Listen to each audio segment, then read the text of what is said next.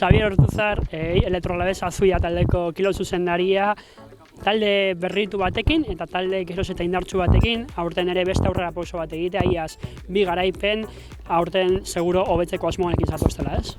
Bai, holan da. Iaz bi garaipen lortu gendu zen, ez gendu zen guk espero, baina bueno, taldea pizkanaka indar hartzen joan zen, esperientzia hartzen, da bi garaipen lortu gendu zen. Aurton, ja, esperientzia gehiago taldea dekogu, nik uste dut maila on bateko taldea dekogule, danak maila homogeneo batekin, eta saiatuko gara, bai askoa hobetzen.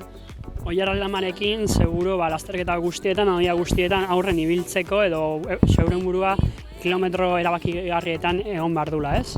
Bai, Oier izan zen igaz guaz gehien ibil izan txirrendularia, aurton be denboraldi aurrean erakutsi da, fuerte dagoela, eta karreretan beragaz jokatuko dugu irabaztera.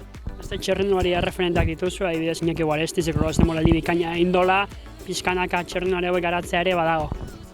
Bai, holan da, Iñakik erakutsi da lehenengo lasterketan kolindrezen, taldetik indartsu dagoela, eta gaurko moduko karrera baten, horako karrera motzetan beti dau hor aurrean, hasi ikusiko dugu gaur zelan.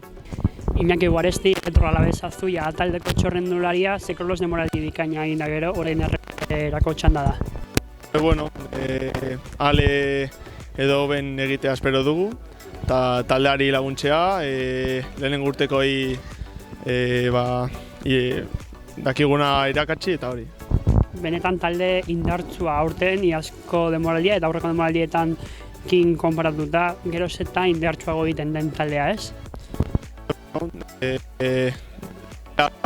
Gero eta indartsua egitea helburu daukagu, eta lasterketaren bat irabazi aldea.